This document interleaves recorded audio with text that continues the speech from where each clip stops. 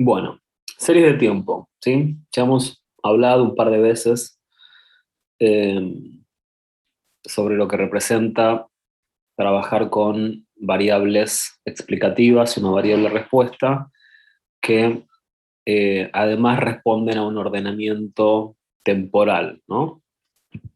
Esos periodos que ordenan las variables pueden ser de distinta naturaleza, o sea, días, semanas, meses, trimestres, años, ¿sí?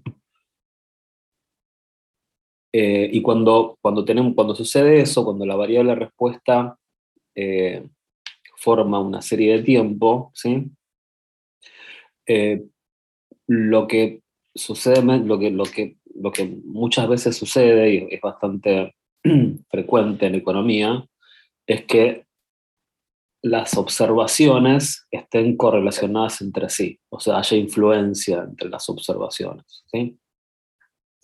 Pero dado que nuestro modelo eh, atribuye la característica aleatoria de la variable respuesta a los errores, dado que los errores son la variable respuesta, si pensamos que tenemos correlación en la variable respuesta, la causa debería ser que hay una correlación en la variable que da origen a la variable respuesta, que son los errores, ¿no?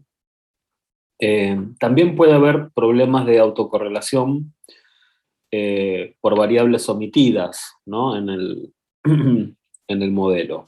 Esa es otra característica, ¿no? Que hay que prestar atención. Pero generalmente cuando trabajamos con serie de tiempos y esa serie de tiempos son económicas, si hay algún problema eh, que suele presentarse es el problema de la autocorrelación, y esta autocorrelación es positiva, ¿no? Porque también podríamos hablar de autocorrelación negativa, ¿no? Eh, si las observas, si, digamos, si yo tengo si una disminución en la variable respuesta en el periodo anterior provoca un aumento de la variable respuesta en el periodo actual, hablamos de una correlación negativa, ¿sí? O al revés, ¿no? Si un aumento en la variable respuesta en el periodo anterior hace que disminuya la variable respuesta en este periodo, también es negativa. Pero si un aumento en el pasado provoca un aumento en el presente, eso es una autocorrelación positiva, y si una disminución en el pasado provoca una disminución en el presente, también, ¿no? Es una autocorrelación positiva. Bueno, nosotros tenemos una herramienta para detectar esto, ¿sí? Cuando sucede, porque el problema de la homoscedasticidad, de la autocorrelación es, si bien es totalmente distinto al de la heteroscedasticidad, medio como que las consecuencias apuntan a lo mismo, ¿no? No se ve afectado el encejamiento de los estimadores, pero ya el modelo deja de ser consistente en el sentido de que no estoy trabajando con estimadores eficientes, ¿no? En términos de su varianza. Entonces, también necesitamos solucionarlo eso. Eh, Nosotros en Estadística 2 lo que hacemos es el tratamiento tradicional de las series de tiempo, no el tratamiento más moderno, eh, que es trabajar con variables autorregresivas de distintos órdenes. Es decir, yo puedo suponer, no, el tratamiento moderno de las series de tiempo es donde prácticamente se prescinde de las variables explicativas. Es decir, ya no voy a explicar las exportaciones a través de las importaciones a lo largo de un periodo de tiempo, ¿no? Donde hecho claramente tengo una serie de tiempo, tengo una variable respuesta, una variable explicativa, ¿no? El enfoque más moderno es, si vamos a estudiar las exportaciones, que son una serie de tiempo, vamos a omitir la variable que explica esta serie de tiempo, como podrían ser las importaciones, y simplemente nos vamos a quedar con los rezagos de la variable respuesta. Es decir, vamos a trabajar con las exportaciones en el periodo anterior y en algunos periodos más para atrás, ¿no? O sea que solamente la variable, es como que la variable explicativa se autoexplica, pero la diferencia va a estar en que la explicación va a descansar en los rezagos, ¿no? de esa variable. Ese es el enfoque de series de tiempo que seguramente ustedes estudiarán en econometría, ¿sí? Es un enfoque digamos, que cambia bastante las reglas de juego, eh,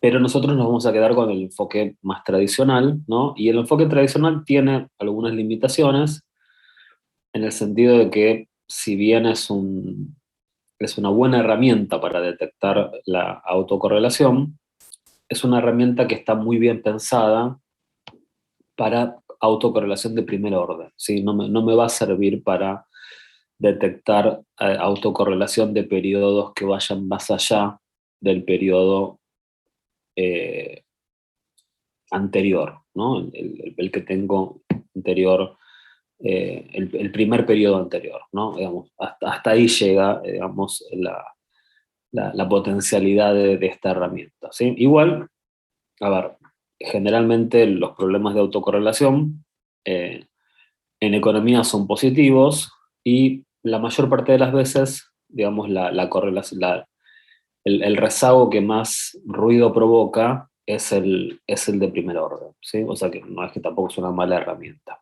Pero que, digamos, quédense con la pelota picando de que hay otro enfoque, hay otras herramientas, ¿sí? Eh, y también, digamos, creo que lo hemos comentado en algún momento, también hay que poner esto digamos, hay que darle la importancia que tiene, ¿no? En el sentido de que todas estas herramientas sirven para hacer pronósticos, ¿sí? Y generalmente esos pronósticos van a ser buenos en la medida que eh, sean pronósticos de corto plazo y las reglas de juego no cambien abruptamente, ¿no? Porque recuerden que todo esto se basa, si es una serie de tiempo, todo esto se basa en información del pasado, ¿sí? Eh, y cuando las reglas de juego cambian, ¿sí? Generalmente los actores económicos piensan más en el futuro que en el pasado, ¿no? Piensan más, digamos, qué efectos tiene ese cambio en las reglas de juego hacia adelante que hacia atrás. Es como que algunas corrientes, ¿no?, de pensamiento consideran que realmente el pasado no importa para nada, ¿sí? Entonces, si tu análisis se basa en datos del pasado, ante cambios abruptos de la regla de juego, eh, digamos, digamos las posibles predicciones, los posibles pronósticos que esto puede dar entran en tela de juicio, ¿no? Ahora, si las cosas se mantienen estables y claramente los agentes económicos miran hacia atrás para tratar de entender el presente, eh, los pronósticos van a tener cierta eh, efectividad, ¿no?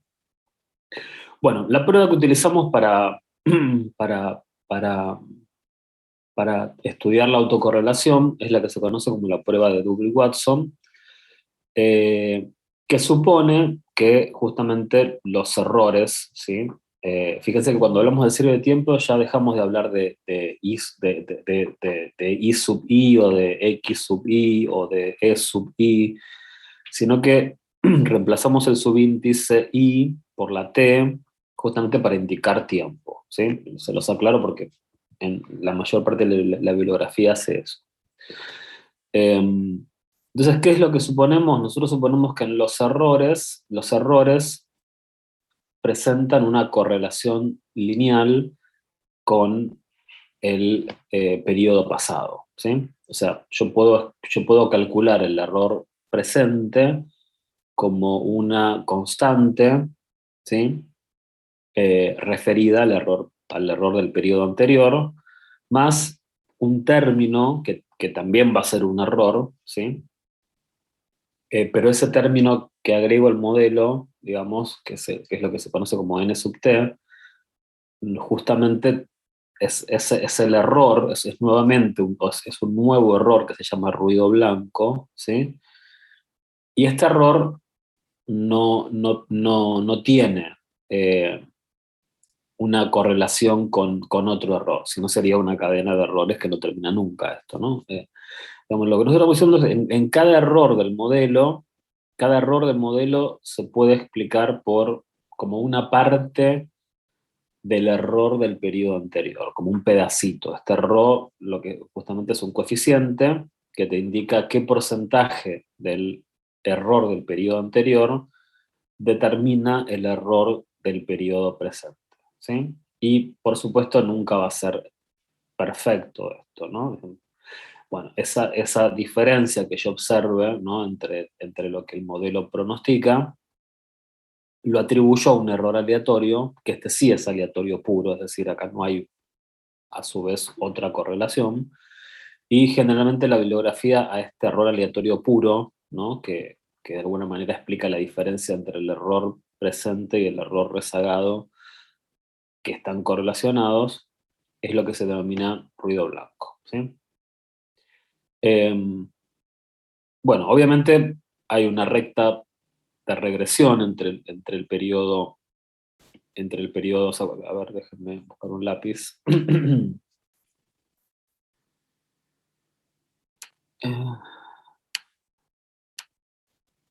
Lo que estoy diciendo es esto, ¿no? O sea, si vos dibujás los errores en el periodo presente y los errores en el periodo anterior,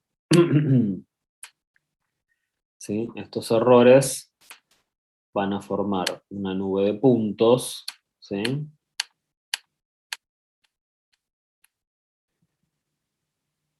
Y yo puedo establecer una relación lineal entre el periodo pasado y el periodo presente, en términos de los errores, ¿sí?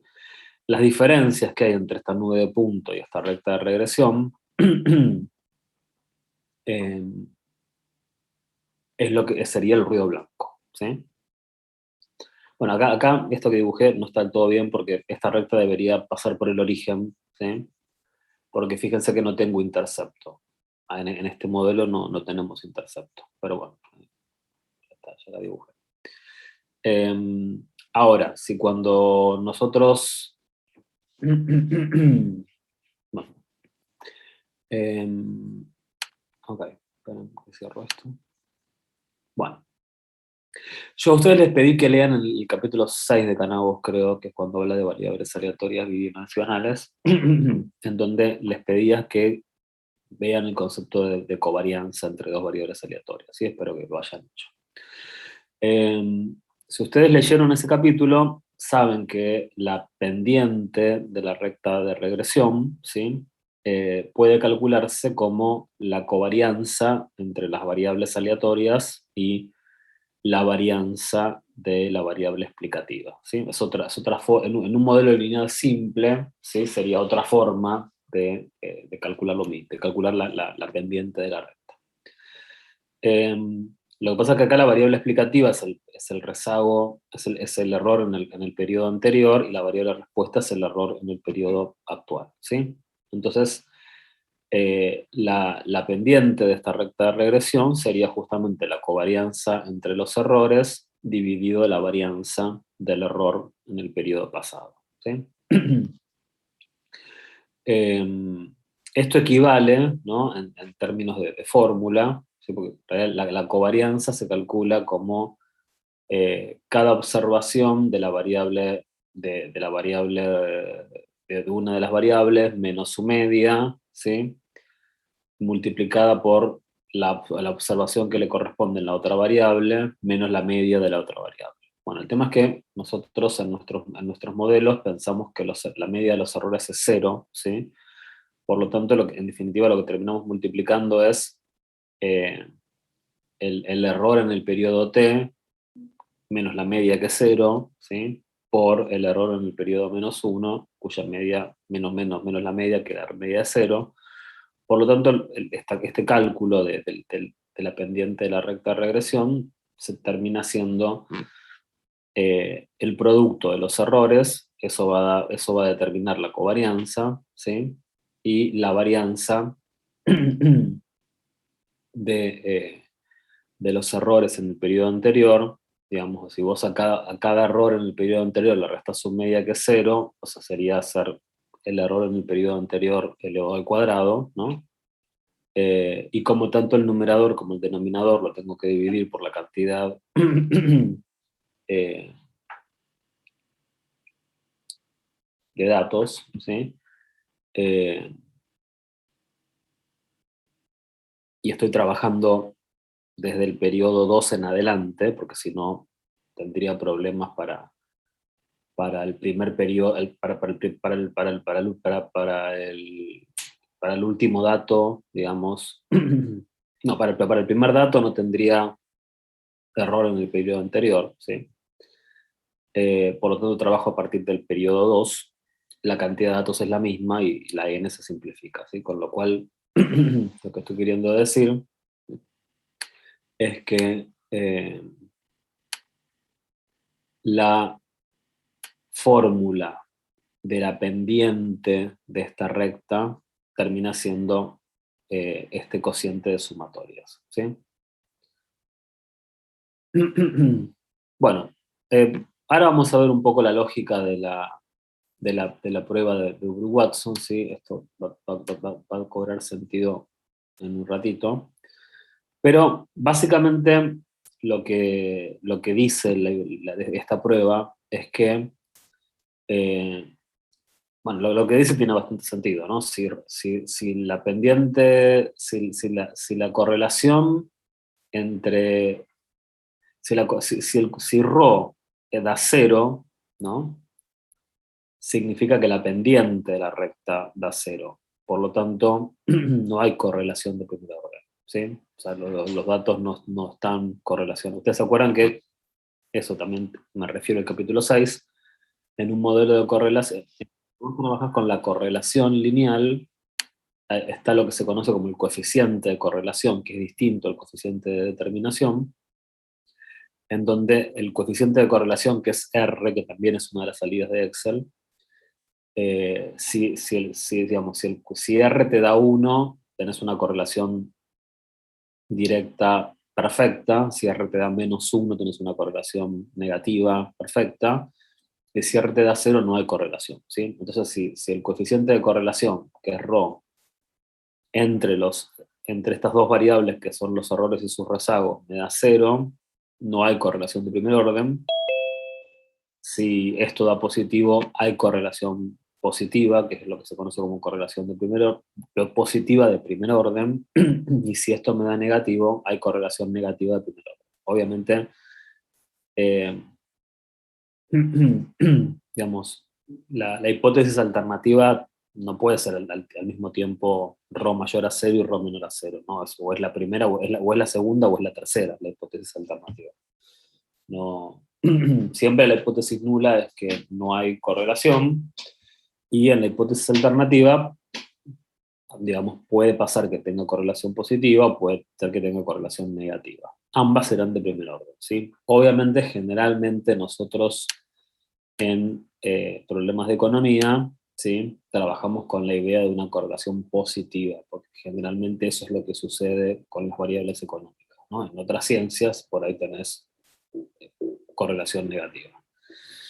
Bueno, así que esta es la hipótesis de trabajo de este test, ¿sí? Que es bastante razonable, que tiene que ver con justamente pensar que entre los errores eh, existe este tipo de correlación.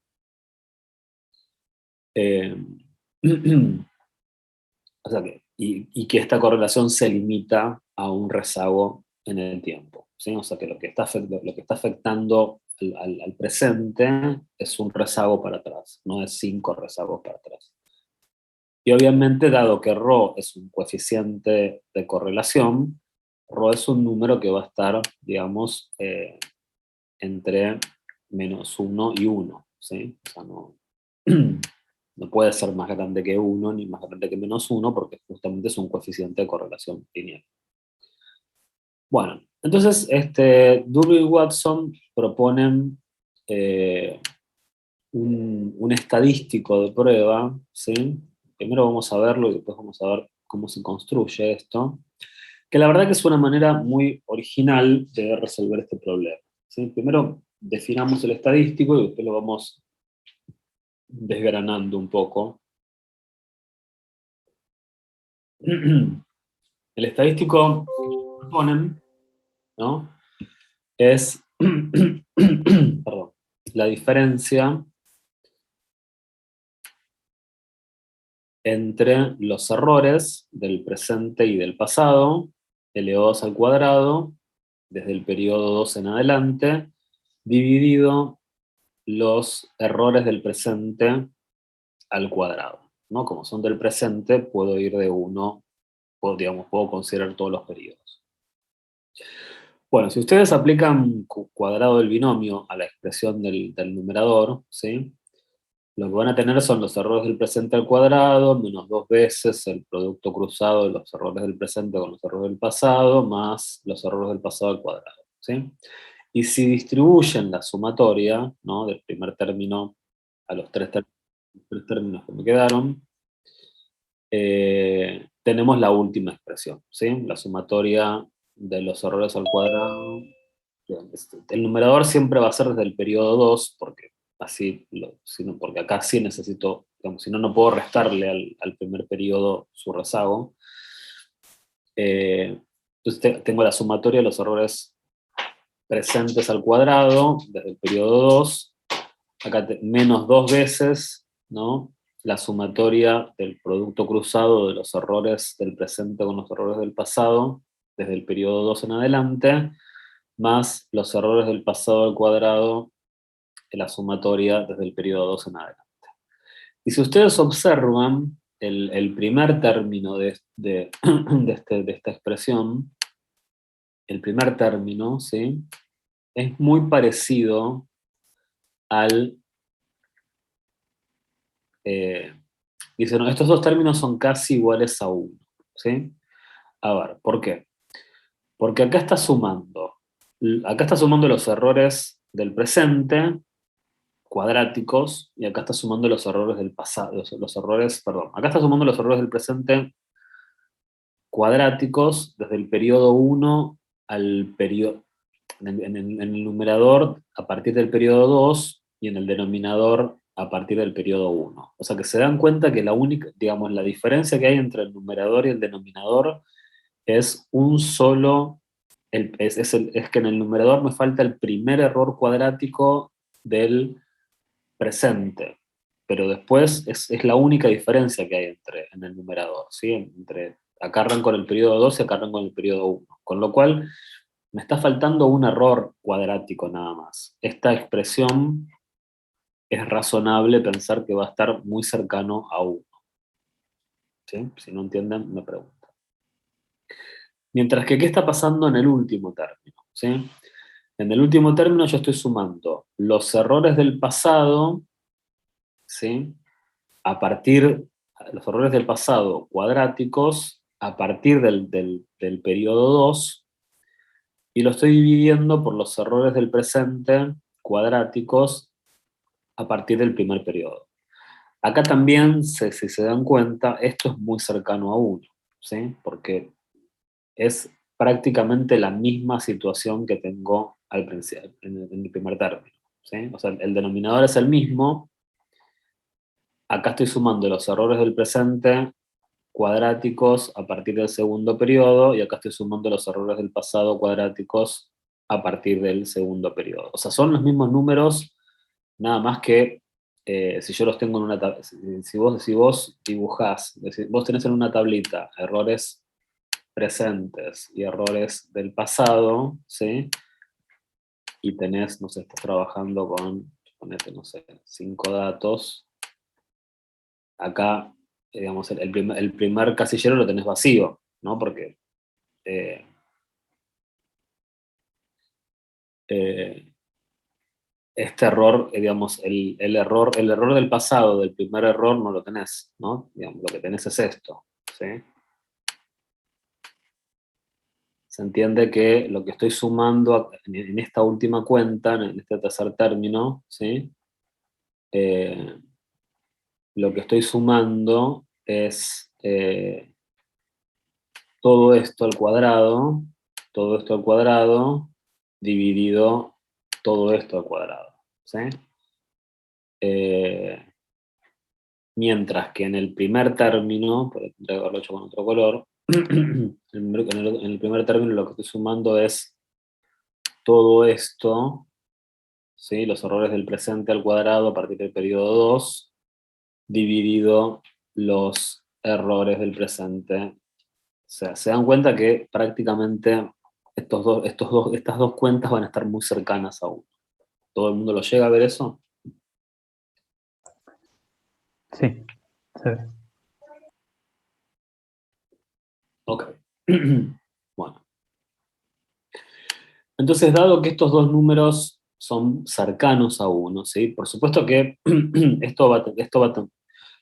cuanto más datos tenga, esto más cerca va a estar de uno, ¿sí? O sea, se dan cuenta que si yo tengo pocos datos, puedo estar, si yo tengo 5 datos, no voy a estar, digamos, voy a tener cierta distancia con el uno. Pero si tengo 30 datos, va a ser prácticamente imperceptible la diferencia para llegar a uno y entre sí además los términos, ¿sí? Por eso la idea es trabajar con, digamos, cuantos más datos tenés, es mejor. Bueno, por lo tanto, si estamos todos de acuerdo que estos dos, el primer término y el último, son casi uno, podemos decir que esta expresión que proponen Durbin y Watson, que va a ser su estimador, su estadístico de prueba, perdón, podría reescribirse como 2, porque 1 más 1, 2, menos 2 veces el término del medio, ¿sí? Ahora, si estamos de acuerdo con esto, recuerden que nosotros habíamos definido por acá, ¿sí? Cuando dijimos que el coeficiente de correlación es la covarianza entre las variables dividido la varianza de los rezagos, ¿sí? Eh, fíjense que esta expresión que tengo ahora, ¿sí? Esta expresión es bastante parecida a esta expresión que tengo acá, ¿sí? Fíjense, acá tengo los errores.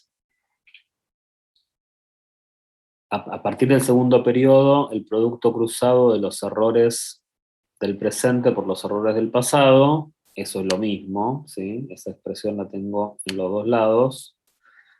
Mientras que en el denominador tengo la sumatoria de los errores del presente al cuadrado, todos, y en el denominador tengo la sumatoria de los errores del pasado al cuadrado, o sea, de los rezagos, ¿sí? Por supuesto que como son rezagos tengo que arrancar en el segundo periodo, ¿sí? Pero, digamos, es la misma cuenta que difiere por un término, pero la cuenta es la misma, ¿sí? Se tiene un término menos nada más.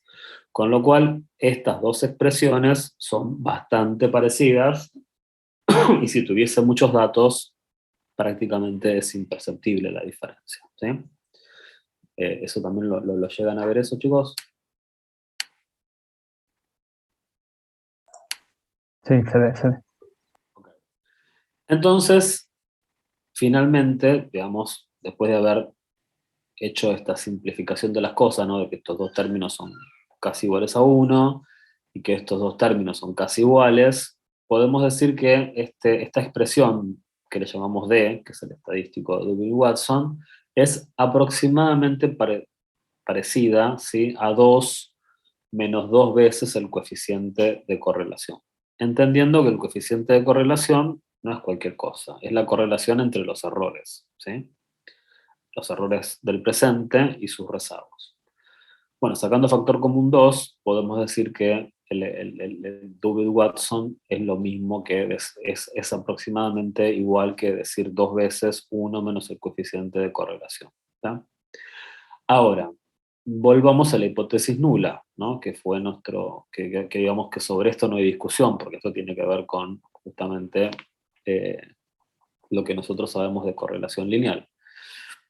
Aquí habíamos dicho que si ρ daba 0 no hay correlación, si ρ es positivo hay correlación positiva y si ρ es negativo hay correlación negativa en todos los casos de primer orden, ¿no? Entonces, ¿qué sucede acá? Yo puedo decir, bueno, a ver, para que fíjense, si hay correlación, por ahí empezaríamos por el último, ¿no? Si ρ vale 0, empezamos por el último, si ρ vale 0, eso significa que no hay correlación. Y si ρ vale 0, fíjense que el valor del estadístico daría aproximadamente 2. ¿Sí? Mientras que si la correlación es positiva, perfecta, ¿no? En el caso perfecto de que los errores estén absolutamente correlacionados sin ningún ruido blanco, ρ valdría 1.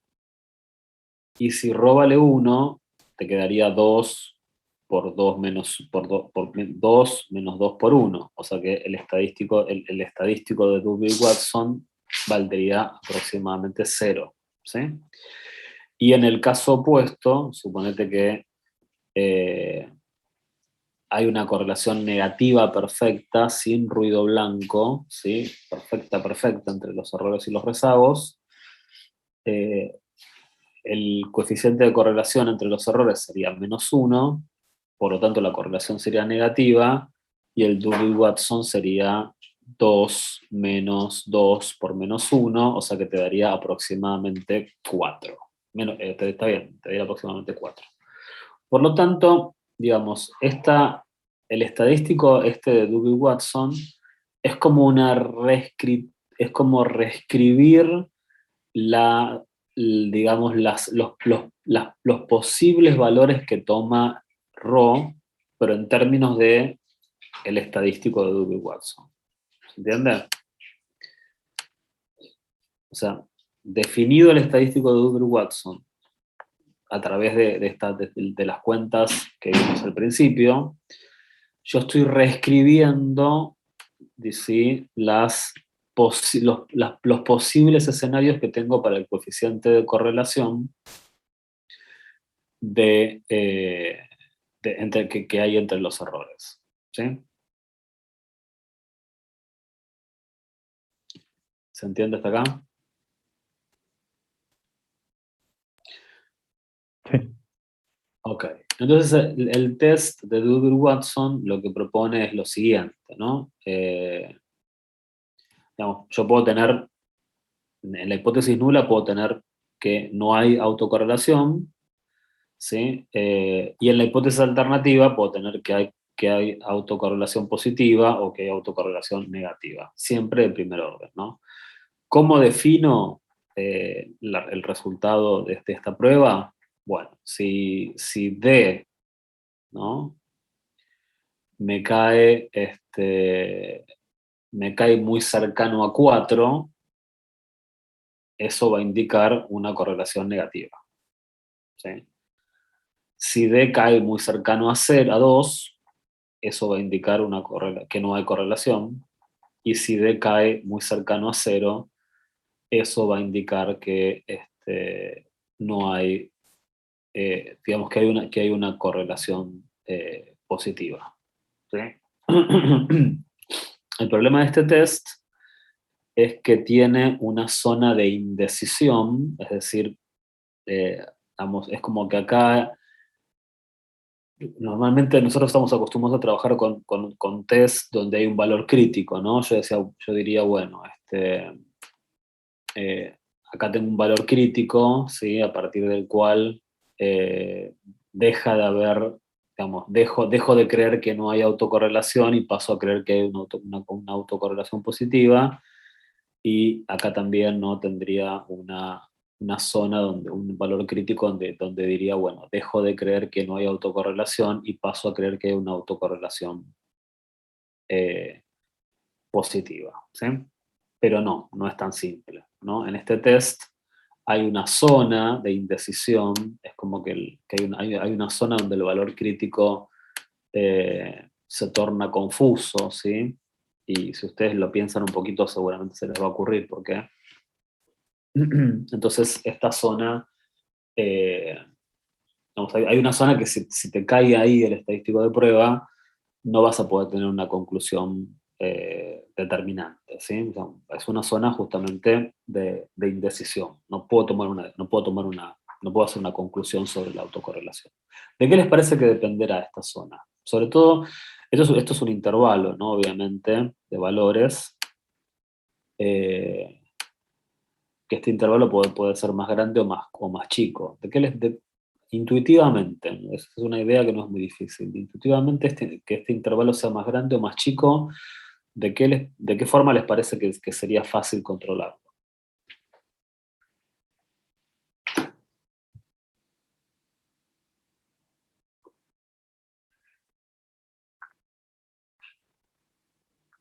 Un poco lo hablamos antes, ¿sí? Cuando vimos cómo se iba construyendo el estadístico de prueba, un poco lo hablamos.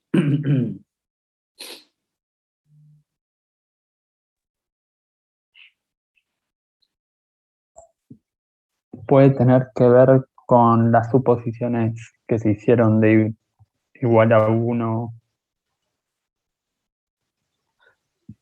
No, porque esas no son suposiciones, ¿sí? O sea que, digamos, el coeficiente de correlación entre dos variables, que se llama ρ, es un valor que no es una suposición, es un valor digamos, que va y viene entre 1 y -1. No puede ser ni más grande que 1 ni más chico que -1.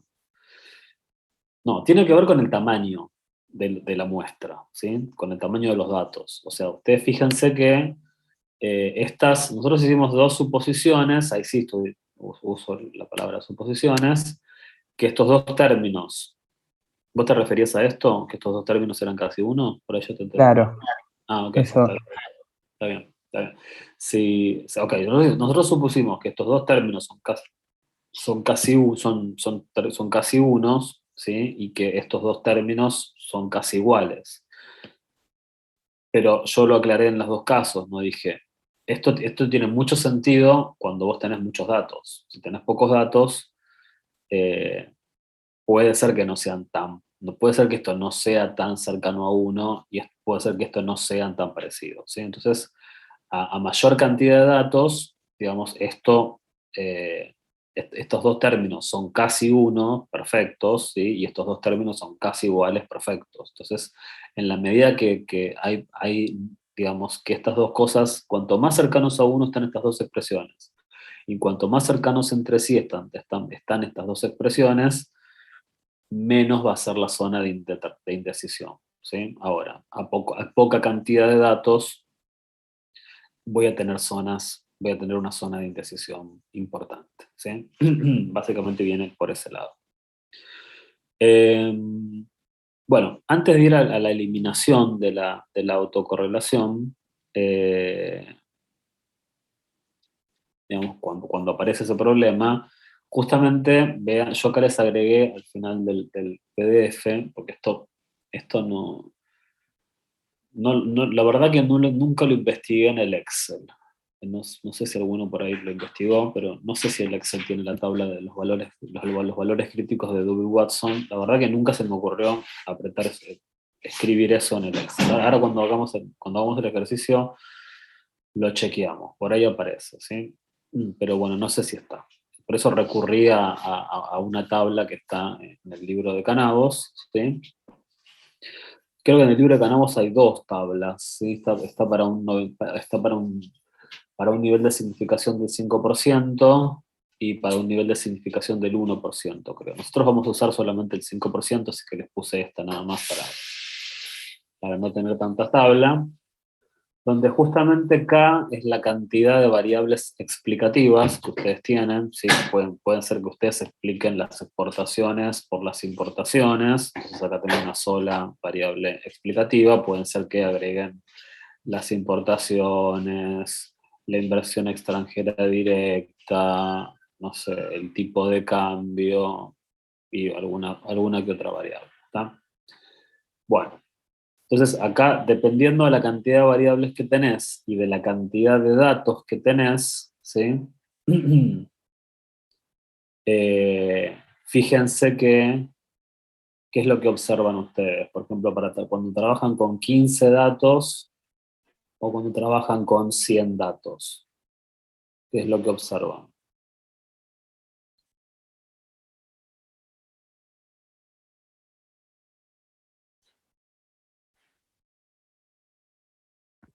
Son más cercanos Sí, bueno, los extremos. me faltó decir algo, así que acá que el DL y el DU, esto es el D lower y el D upper, sí que sería como los límites del intervalo, ¿sí? El más bajo y el más alto, ¿no? Que es lo que decía el compañero, si para menos cantidad de datos el intervalo es más amplio, o sea, la zona de indecisión es más amplia, y para más cantidad de datos, la zona de intersección es más, la zona de indecisión es menos amplia, ¿sí? ¿Entiendes? Sí, sí.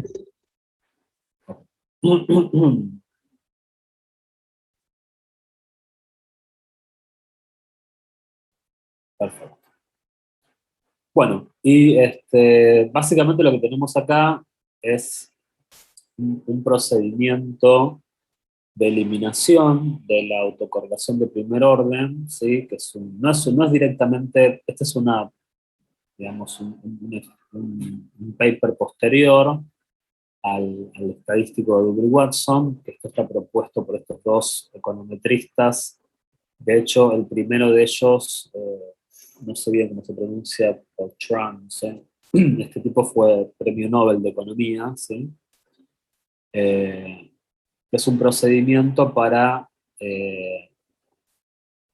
eliminar la corrección, digamos, si nosotros estamos frente a un problema de autocorrelación y ese problema de autocorrelación es de primer orden, ¿sí? Porque este test te sirve para determinar que hay correlación de primer orden. Si llegase a haber autocorrelación de un orden superior, digamos, este test no lo detecta eso, ¿sí? ¿Por qué? Porque lo que propone, el punto de partida es que los errores del presente son una combinación lineal de los errores del pasado en el primer rezago, ¿sí? Pero ¿qué podría pasar? Podría pasar que también estén haciendo ruido otros rezagos, ¿sí? El del rezago anterior y el anterior y el anterior. Puede pasar eso. Entonces, digamos, este test nada más detecta esta autocorrelación. Entonces puede ser que vos detectes autocorrelación, pero que no necesariamente sea de primer orden, que sea de primer orden y de algún orden superior, ¿sí? Porque generalmente si hay correlación de tercer orden es porque el segundo y el primero también están haciendo ruido en el error presente, ¿sí? Pero bueno, digamos, vos podés detectar la autocorrelación, podés aplicar este método de corrección, ¿no? Porque este método corrige la autocorrelación de primer orden, pero ¿qué pasa? Si hay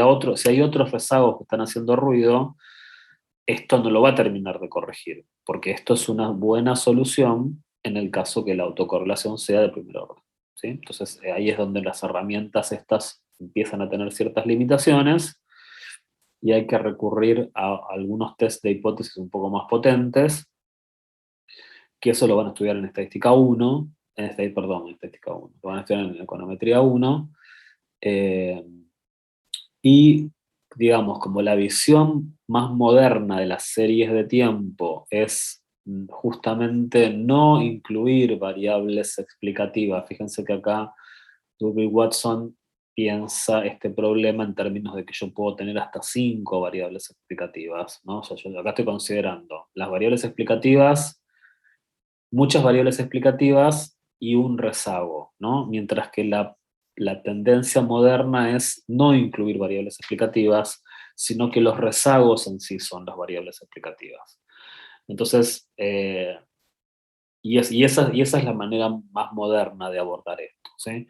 Entonces, es como que, digamos, hay otras técnicas econométricas, hay otra visión del problema de la autocorrelación, ¿sí? Eh, pero bueno, eso lo van a estudiar en econometría, así tampoco no nos adelantemos. Esto no es esto no es que porque es viejo no sirve, ¿sí? Es muy útil porque, digamos, en muchísimas situaciones es interesante abordar el problema de las series de tiempo con varias variables explicativas, no pensando que lo que explica la variable explicativa son sus respectivos rezagos, sino que tenés otras variables explicativas. Es muy difícil estudiar las exportaciones si vos no considerás las importaciones, ¿sí? O la inversión extranjera, o el tipo de cambio. Es muy difícil que un modelo, digamos, ignore todo eso. Entonces, este enfoque es útil en la medida de que no se te disparen rezagos de otro orden, o que los rezagos que de otro orden eh, no sean tan significativos, ¿sí? Digamos que hay formas de ver eso también gráficamente a través de lo que se llaman correlogramas, pero bueno, no quiero meterme mucho en lo que sería ya digamos, el ámbito de la econometría, ¿no? Quiero que ustedes se lleven en la cabeza la idea de lo que son las series de tiempo, de qué representa la correlación de los errores, cómo detectarlo, ¿sí? Y un método muy simple de corregirlo, ¿sí? Básicamente, si nosotros suponemos, ¿no?,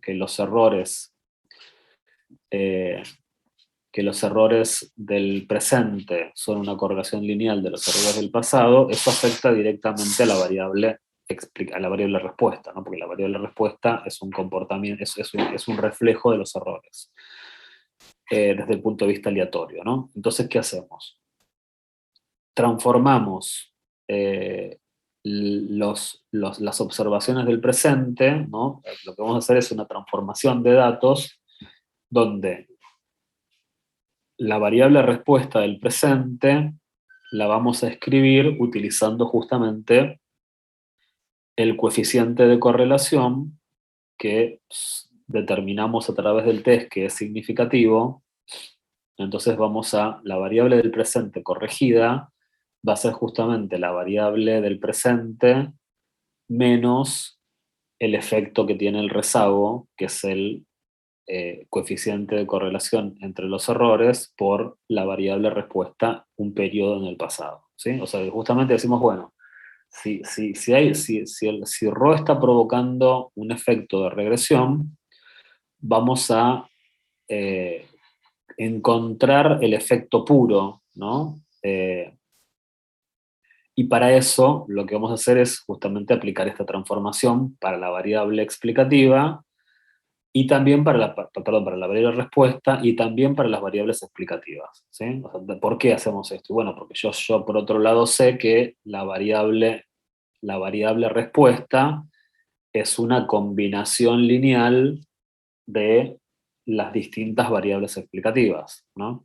Entonces, la IT, o sea, la I observada en el periodo presente, la puedo escribir a través de la ecuación de regresión, y lo mismo puedo hacer para la I en el periodo anterior. O sea, tanto esta expresión, la I en el periodo presente, la puedo escribir de esta forma, ¿no? Como la I en el periodo pasado, la puedo escribir de esta forma, ¿sí? Pero al mismo tiempo, ¿qué sucede? Entre la I en el periodo presente, perdón, entre la I en el periodo presente y en el periodo anterior, hay una relación forzada a través del coeficiente de correlación que es significativo. Por lo tanto, lo que hacemos es encontrar el efecto puro de la variable respuesta, que eso se va a trasladar a las variables explicativas, ¿no? Entonces, a través de este modelo, no es un modelo, a través de esta corrección de datos, básicamente, lo que hacemos es reescribir la variable respuesta ajustada, y las variables explicativas también las vamos a ajustar, ¿sí? Esta es la forma de transformar los datos, ¿no? Esto leanlo tranquilos, es fácil. Digamos, yo utilizo estas dos. Lo único que tengo que incorporar acá es que, y esto también de vuelta hay que remitirse al capítulo 6 de Canavos, ¿sí? ¿Qué es lo que sucede? Lo que sucede es que Rho es una idea poblacional, ¿sí? El coeficiente de correlación entre los errores es una idea poblacional, porque los errores son conceptos poblacionales. Pero nosotros, ¿qué pasa? Nosotros trabajamos con los residuos, ¿sí? Por lo tanto, y los residuos son estimaciones de los errores. Entonces, Canavos nos propone en el capítulo 6 un estimador insesgado del coeficiente de correlación entre dos variables aleatorias. Lo que tenemos acá es el estimador insesgado de Rho, pero no es que este es un estimador especial, no. Digamos, nosotros tenemos un estimador insesgado genérico, ¿no? del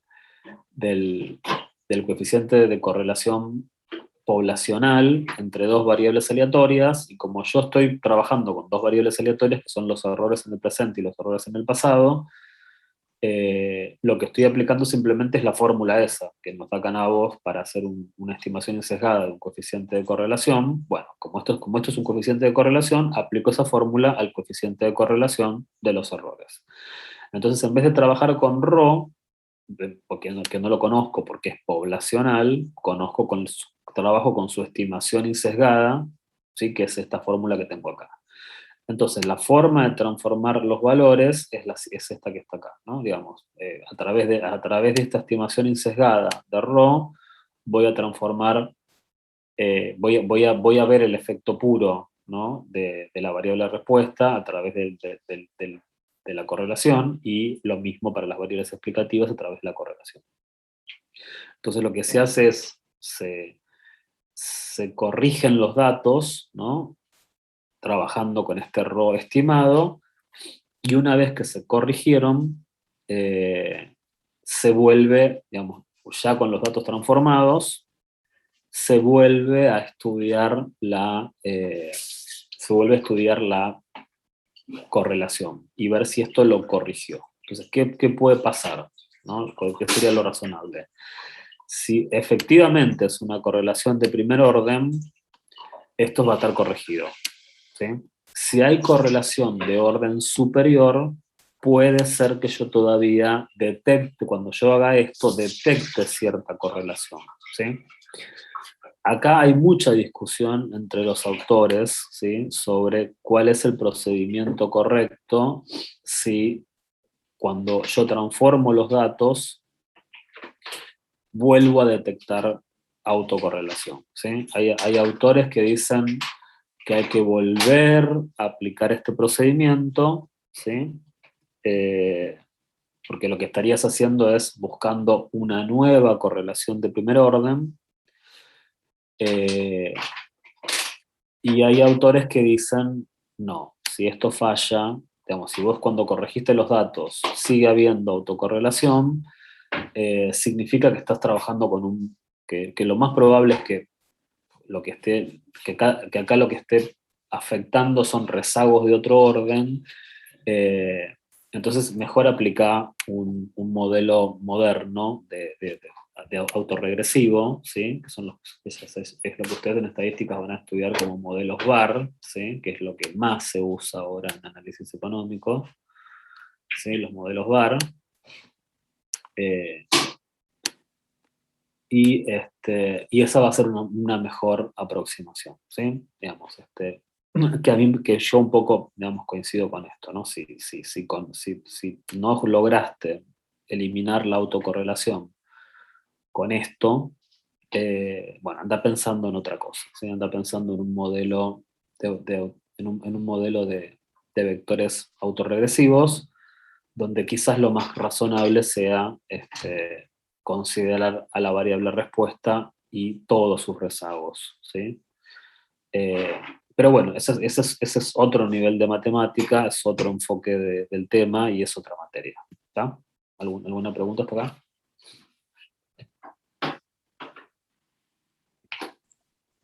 No, no. Bueno, vamos a hacer un ejercicio, así un poco entendemos todo esto.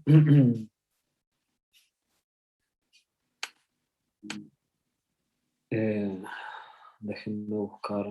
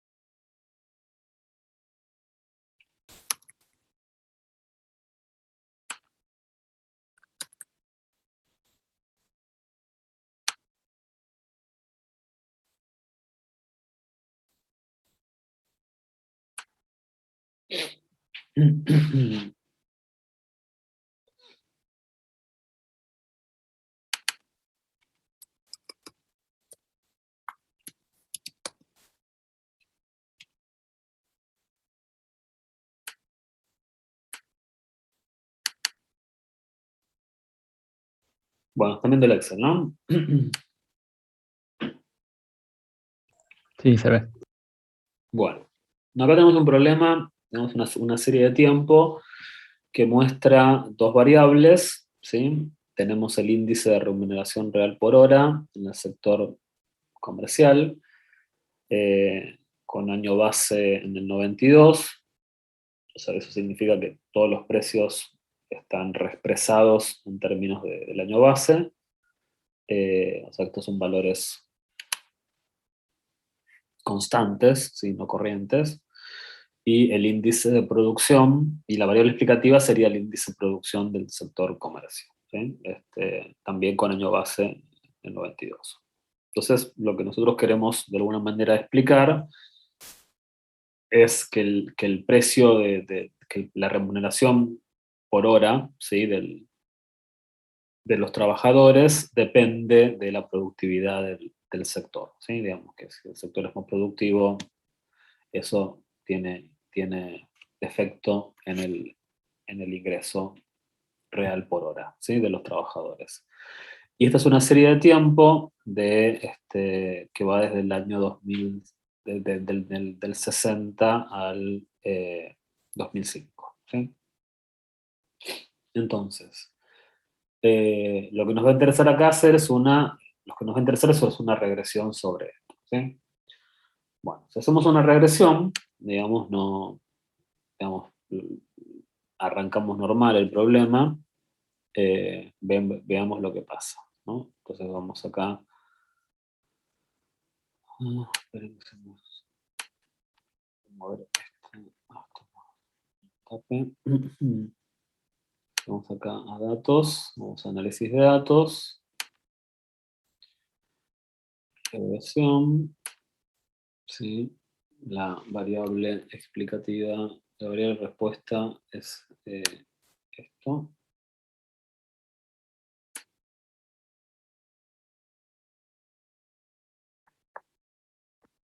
Ok, la variable explicativa es esto.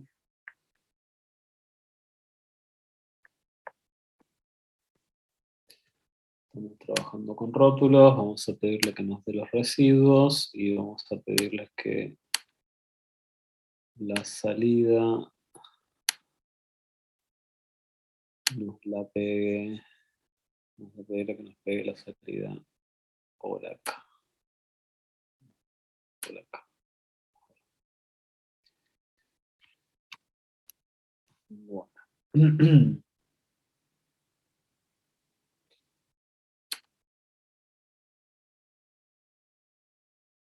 Ok. Bueno, fíjense que cuando analizamos esta es una regresión simple, ¿sí? Pero podría ser tranquilamente una regresión general, digamos, con más variables, ya vieron que no hay ningún problema de hacer eso. Acá fíjense que tenemos un R cuadrado altísimo, ¿sí?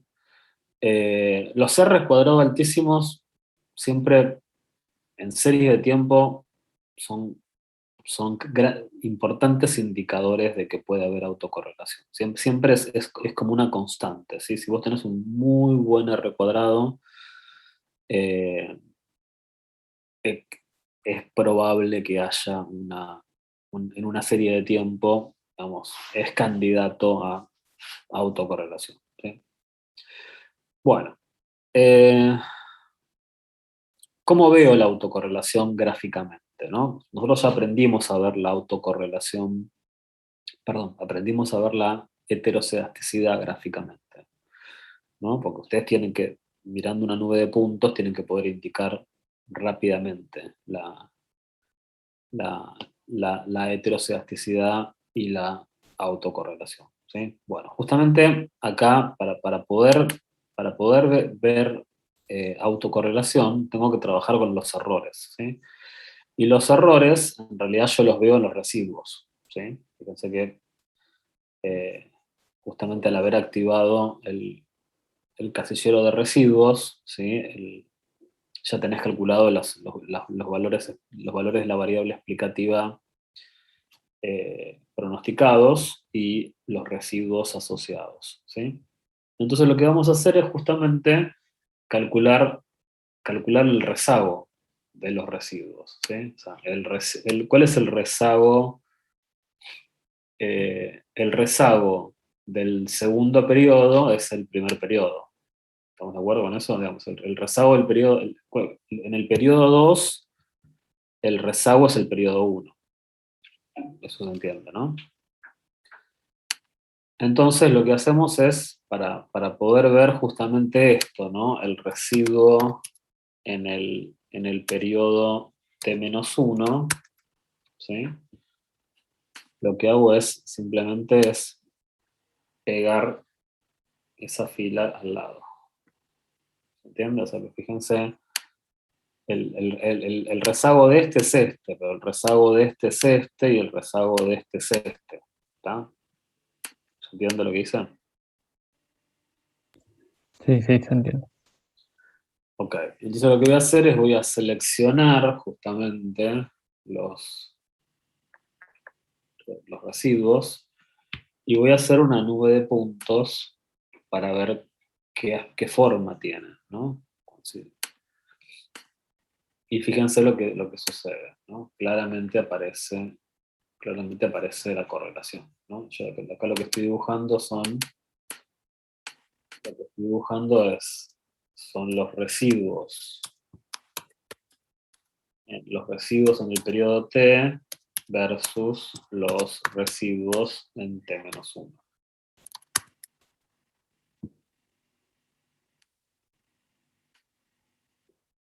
Fíjense que la nube de puntos muestra una importante correlación lineal, ¿sí? Hay claramente un patrón en los residuos, con lo cual ya viendo esto no necesito hacer Dewey Watson nada, ya puedo decir que acá los errores están correlacionados y están claramente correlacionados de manera directa. ¿Se entiende el análisis de gráfico que hay que hacer para detectar autocorrelación?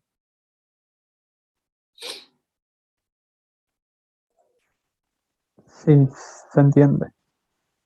¿Qué debería pasar con la nube de puntos si no hubiese autocorrelación? Que es lo bueno, ¿no? Sucede.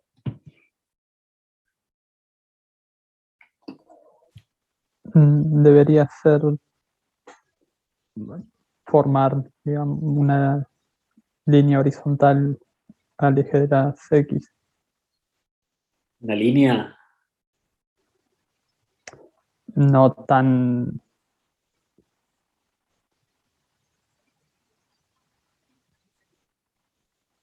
no, una línea no. O sea, a lo sumo, no sé. Lo que tendría que haber es un patrón que no tenga ningún.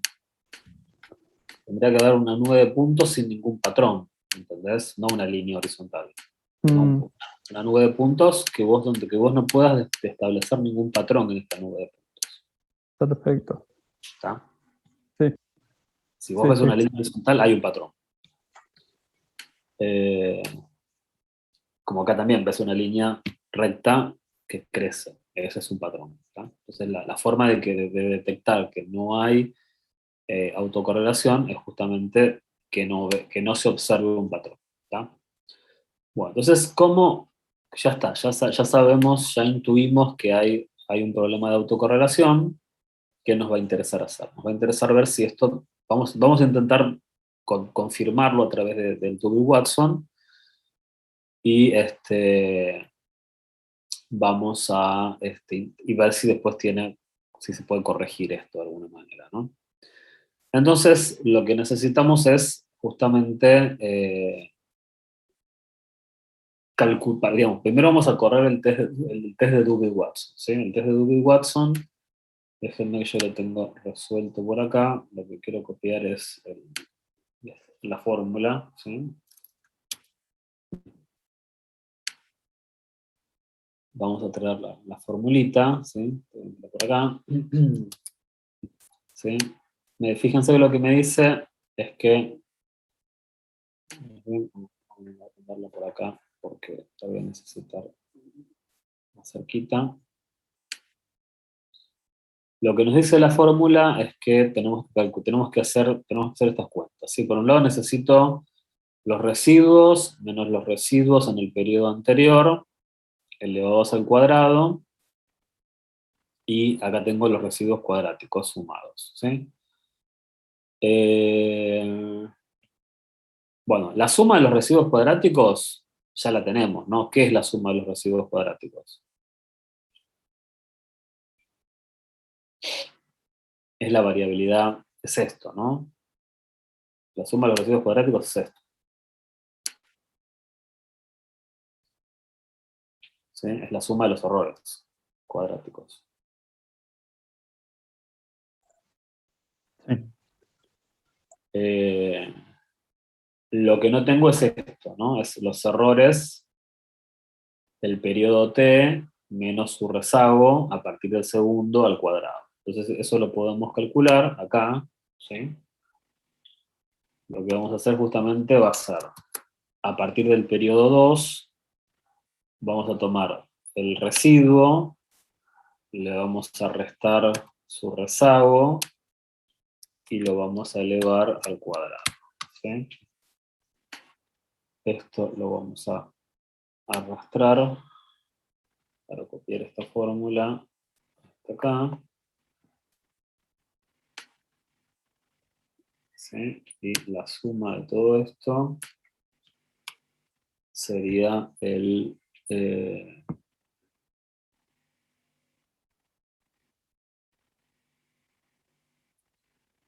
sería el estadístico de Dewey-Watson, ¿sí?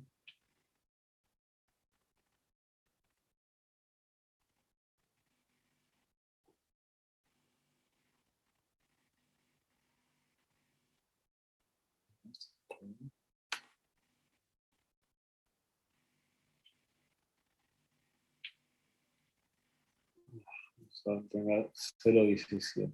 0,173. Entonces, el estadístico de Dewey-Watson, pongámoslo por acá. Está bien lo que hicimos, sería esta suma dividido la variabilidad no explicada. Sí. Este es el estadístico, este es el Dewey-Watson. ¿Ok?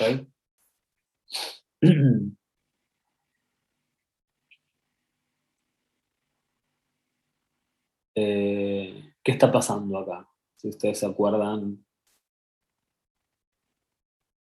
no sé si se acuerdan lo que vimos en la teoría hace un ratito. ¿Sí? Esperen que lo vuelvo a poner. Autocorrelación positiva era mayor de 0. Fíjense, estoy muy cerca del 0, ¿no? El Dewey-Watson está, cuando estamos en el 2, tenemos que no hay autocorrelación, y estoy casi en el 0, 0,17 algo, estoy por acá. De todas maneras, tengo que tener cuidado con los límites, ¿no? Con el lower y el upper de la zona de indecisión, ¿sí? En este caso, ¿cuántos datos? Acá tenemos una variable explicativa y teníamos 46 datos, me parece. ¿Cuántos datos teníamos? Sí, 46 datos. Entonces, si vamos si vamos a la mitad esta, ¿sí? Fíjense, tengo una variable explicativa, no tengo 46, lo más cercano que tengo es 45. Esto está entre 1,48 y 1,57. ¿Sí? Bueno, igualmente el Google Watson me está dando 0,17, o sea que aunque tenga 15 datos, ya estoy antes del lower, ¿sí? Con lo cual, claramente estoy ante una correlación, ante una autocorrelación positiva. Déjenme ver si eso es lo que... Nunca lo probé esto. No veo el Google Watson acá.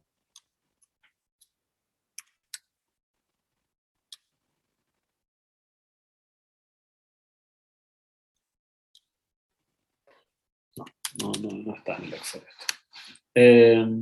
Bien, bueno, conclusión, ¿sí? De haber corrido el test, esto es una autocorrelación positiva, ¿sí? De primer orden, que es lo que detecta este test, ¿sí?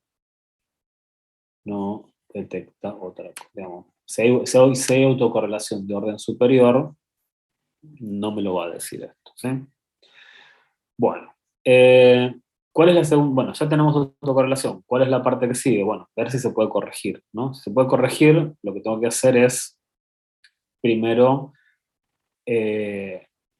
hacer una estimación insesgada del coeficiente de correlación, ¿sí? La estimación insesgada del coeficiente de correlación, tengo la fórmula hacia acá. Vamos a hacer una estimación sesgada del coeficiente de correlación. ¿Sí? Un poquito.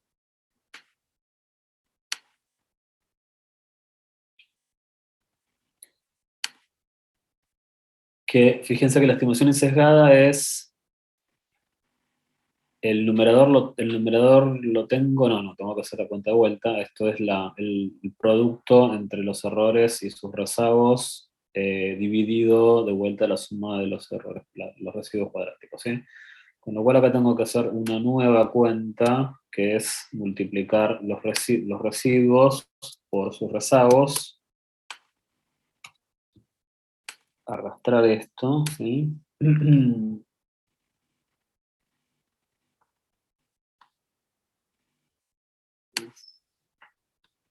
Y sumarlo. Ok, y nuestro R,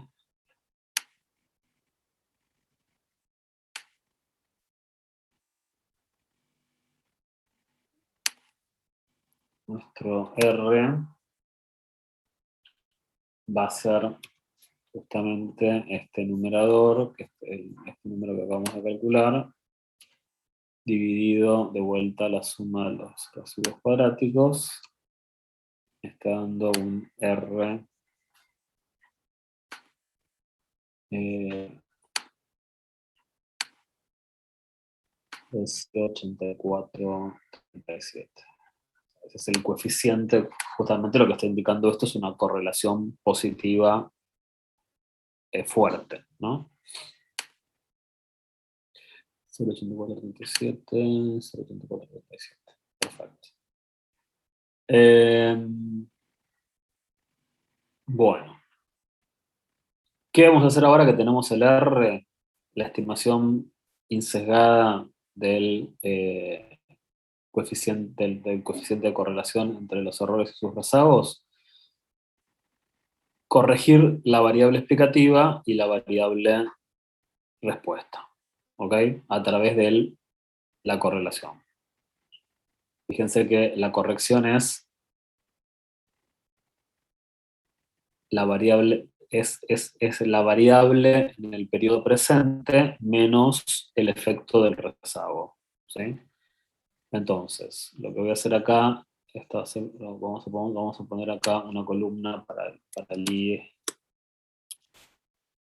acá una columna para el I corregido y el X corregido, ¿sí?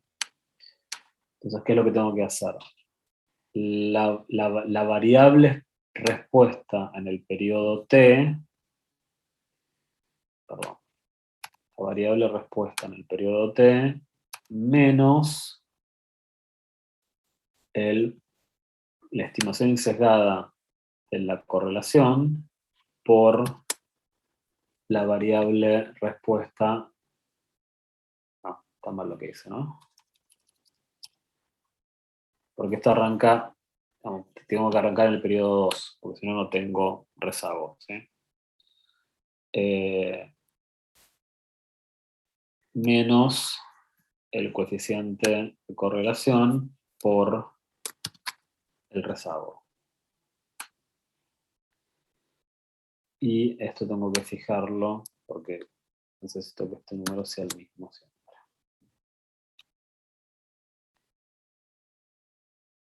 A ver si lo calculé bien.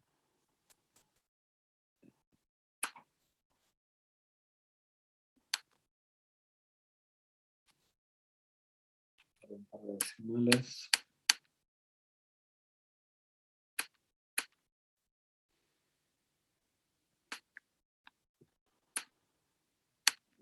Bueno, si esta fórmula está bien, la puedo arrastrar.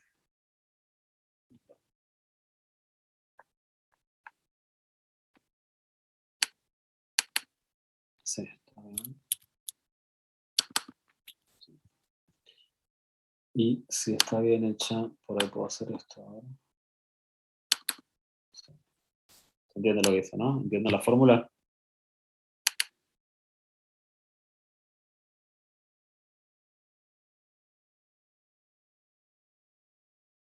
¿Entienden, chicos, lo que dice, no? Sí, profe. Sí, se entiende. Y esto lo arrastro. Está mal esto. Me equivoqué.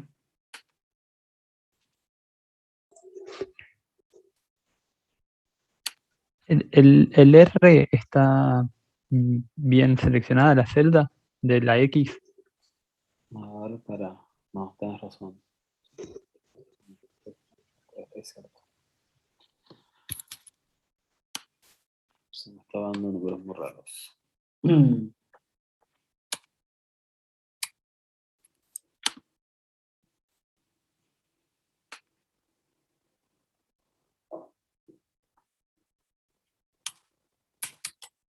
Mejor.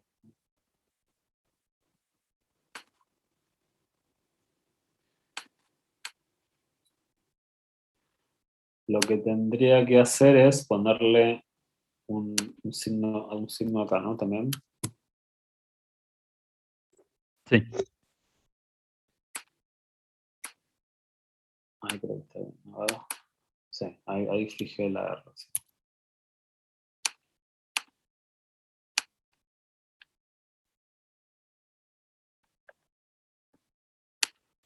Ok, bueno, acá tengo entonces los valores transformados a través de la correlación y para evaluar si este modelo es adecuado, lo que voy a hacer es volver a correr una regresión, ¿sí? Pero con los valores transformados. Entonces, de vuelta vamos a análisis de datos, ¿sí? Hacemos una regresión.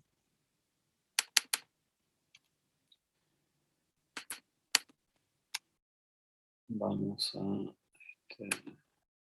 poner la variable respuesta.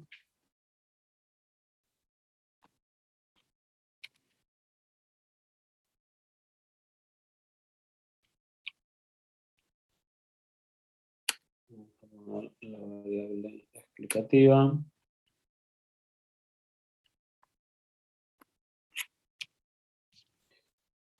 Y vamos a pedirle que nos dé la respuesta de esto por acá.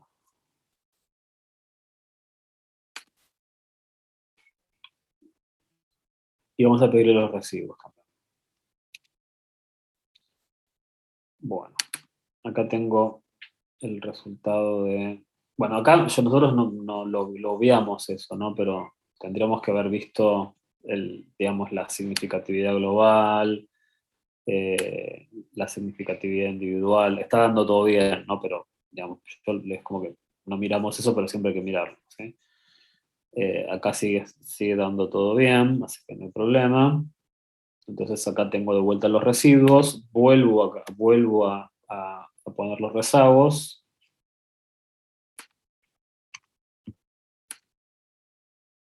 Mi objetivo, a lo que estoy yendo es un análisis gráfico, ¿sí? Del tema. Voy a volver a hacer este grafiquito que hice acá, ¿sí? Este grafiquito que hice acá. Lo voy a volver a hacer, pero para esta nueva regresión, ¿sí? A ver qué está pasando con los rezagos ahora.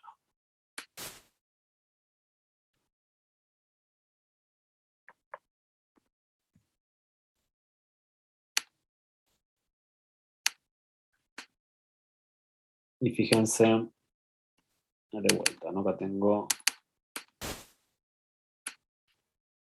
los residuos del periodo T transformado versus los residuos del periodo T-1 transformados. ¿Okay?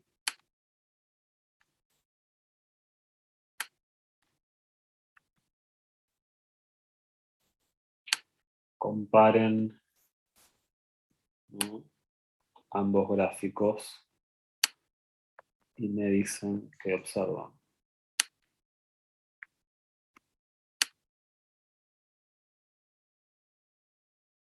¿Les parece que se corrigió o no la autocorrelación?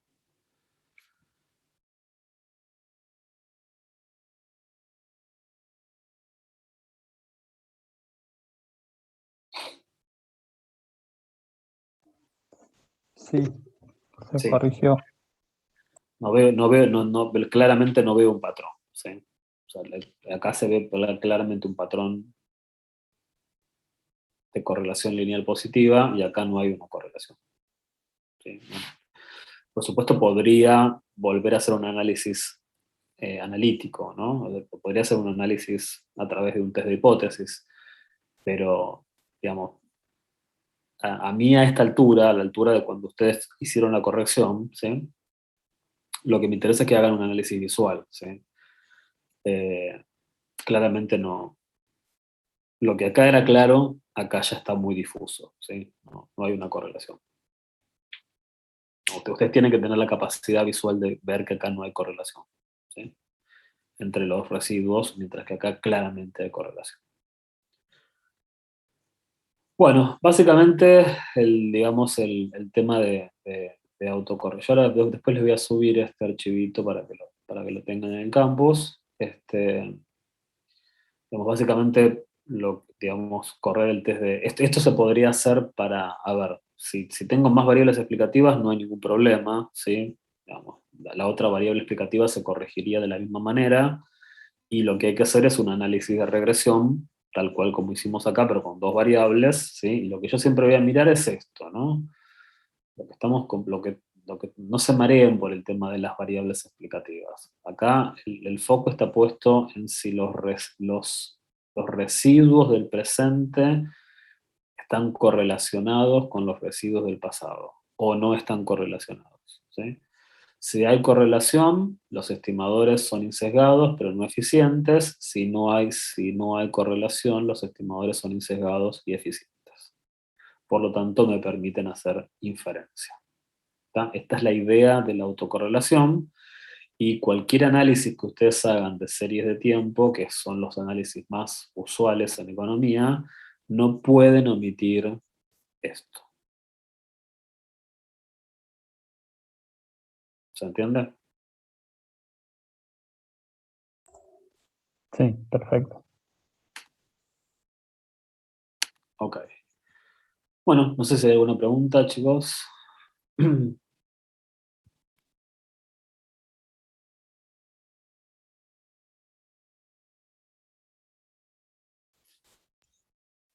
Profe, Sí. una pregunta. Yo me sumé tarde, no sé si lo hablaron, pero sería como algo así como desestacionalizar los datos o algo así. O sea, va para ese lado el análisis. No, no, no. La desestabilización tiene que ver cuando vos a lo largo del año, ¿sí? Tenés determinados precios de la economía que, por ejemplo, no sé, el tomate. El tomate, hay épocas del año que sube de precio, que baja de precio. Entonces, si vos quisieras hacer un análisis eh, de serie de tiempo que sea inter, trabajando con trimestres, ponele, estarías viendo el efecto de la estación sobre el precio, ¿no? Entonces ahí lo que se utiliza, ahí sí lo que se hace es, primero se desestacionaliza el precio, ¿no? Haciendo una media móvil y después haces el análisis de regresión, ¿no? Digamos, nosotros acá estamos considerando que en estos precios con los que estamos trabajando, que en realidad acá era salario y el índice de productividad del sector, no hay estacionalidad, ¿sí? O sea, vos no tenés estacionalidad en los salarios, pues no sé, quizás puede llegar a haber en algún salario agropecuario algún tipo de estacionalidad, no sé, la verdad que no entiendo el tema, pero digamos, vos acá trabajás, acá no estamos considerando la estacionalidad. O sea, la pregunta, tu respuesta específica es no, ¿sí? O sea, no. Si yo tuviese estacionalidad en algunos precios, que sucede a veces, primero hay que desestacionalizarlos y después hay que ponerlos en el análisis de regresión, ¿sí? Eh, Sí, perfecto.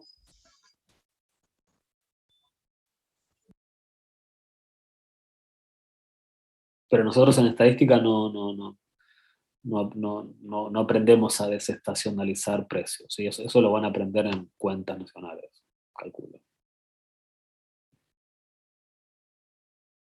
Cuando hablen de precios constantes, precios,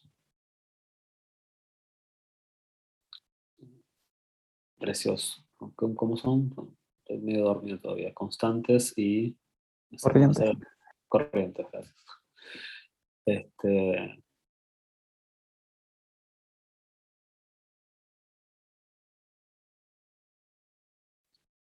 bueno, han llegado 6 chicos a esta altura.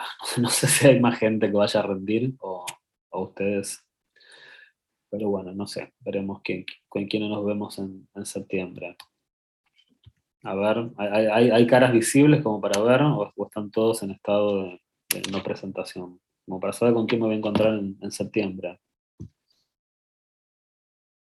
Buenas. Hola.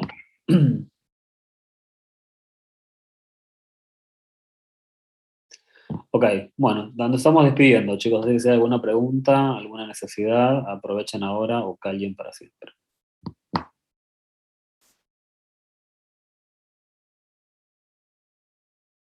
Profe, ¿se podrá capaz subir al campus algún modelo de parcial o algún modelo de final para practicar? Mira, casi todos los ejercicios de los últimos exámenes los vamos incluyendo en las guías, así que, digamos, apunten a la guía, ¿sí? Porque casi todo lo último, salvo los ejercicios, algunos ejercicios por ahí de este cuatrimestre, todo lo anterior está subido a la guía, así que apunten a eso. ¿Sí?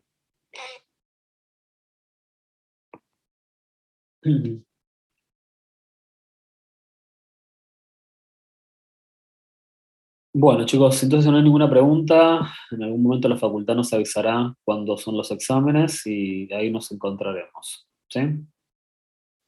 Espero que la cursada no haya sido terriblemente intensa, pero bueno, es lo que hay.